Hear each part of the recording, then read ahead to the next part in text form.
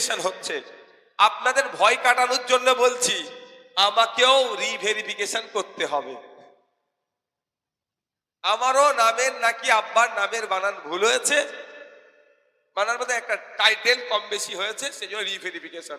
আমি যেমন বলছি আমাদের দিদি ভাইয়ের রিনা নস্কর, এবার হচ্ছে আর হিন্দু সমাজের মানুষের অনেকে দেখবেন বিয়ের পরে স্বামীর ঘরের টাইটেলটা অ্যাড হয়, হয়তো ছিল আগে রিনা দাস, এখন রিনা নস্কর হয়েছে, হতে পারে তো। তাহলে কি ইনি বাংলাদেশ থেকে চলে এলো নাকি, এরকম কোনো কথা হলো? তাই ইনি আফগানিস্তান থেকে এসে ইনার স্বামীর টাইটেলটা গ্রহণ করেছে। এটা নিয়ে যদি পেরেশানি করা, এর বিরুদ্ধে ভাই আমরা লড়াই করব। তার জন্য যদি ইনার ভোটাধিকার কেড়ে নেয়, আমরা ছেড়ে কথা কিন্তু বলবো না, নিশ্চিন্তে আপনারা থাকবেন। তাই ভয় পাবেন না, এসেছে নিয়ম মেনে আপনারা উত্তর দেবেন। একটা করে উত্তরের কপি আছে, ফাইনাল লিস্ট পাবলিশড হবে। ফাইনাল লিস্ট পাবলিশের পরে যদি মনে হয় কারো নাম বাদ পড়েছে, কারো সাথে অন্যায় হয়েছে, আপনারা সিধে আমাদের সদস্যদেরকে বলবেন, আমাদের নেতৃত্বদের বলবেন। আপনাকে কথা দিচ্ছি, আপনার হয়ে দেখবেন সুপ্রিম কোর্টগামী অর্থাৎ দিল্লিগামী ফ্লাইট আপনাদের ভাইজান ধরছে, আপনাদের হয়ে আইনি লড়াই করবে। ভয় পাবেন না। কেন আমি এত জোরের সাথে বলছি বলুন তো? এই ভোটাধিকার পাওয়ারটা মমতা ব্যানার্জিও দেয়নি আর মোদিজিও দেয়নি। অর্থাৎ কেউ ভাবছেন মোদিজির আশীর্বাদে বা মোদিজির অভিশাপে আপনার ভোটাধিকার থাকতে পারে বা বাতিল হয়ে যেতে পারে। আবার কেউ কেউ ভাবছেন দিদি আছে আমার ভোটাধিকার বাঁচিয়ে নেবে, এটাও ভুল করছেন। আপনাদের বলে যায় কারো আশীর্বাদ বা কারো অভিশাপে না আমার ভোটার লিস্টে নাম থাকবে না বাতিল হবে।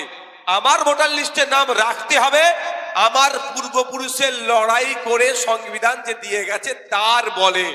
সুতরাং আমার ভোটার লিস্টে নাম থাকবে আর্টিকেল 326 সংবিধানের 326 নম্বর অনুচ্ছেদ অনুযায়ী।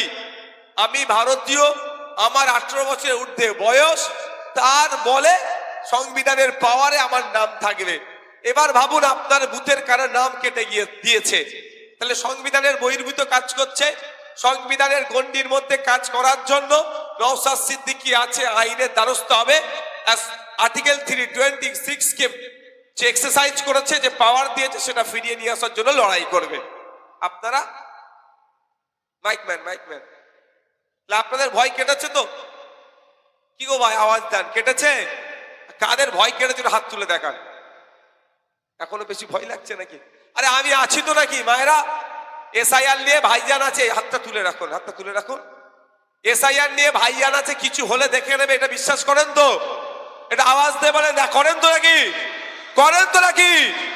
বিশ্বাস করে রাখবেন, বিশ্বাসকে আমরা পরাজিত বলে হারাবো না, আপনার বিশ্বাসকে নষ্ট করবো না।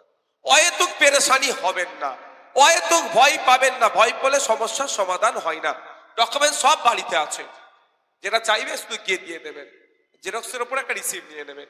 বন্ধুগণ, আজকে এসআইআর নিয়ে আলোচনা ছিল, এসআইআর ক্লিয়ার করে দিচ্ছি। এবার এখানে ফেক এসটি এসসি সার্টিফিকেট আর ওবিসি নিয়ে আমি কিছু চর্চা করতে চাই।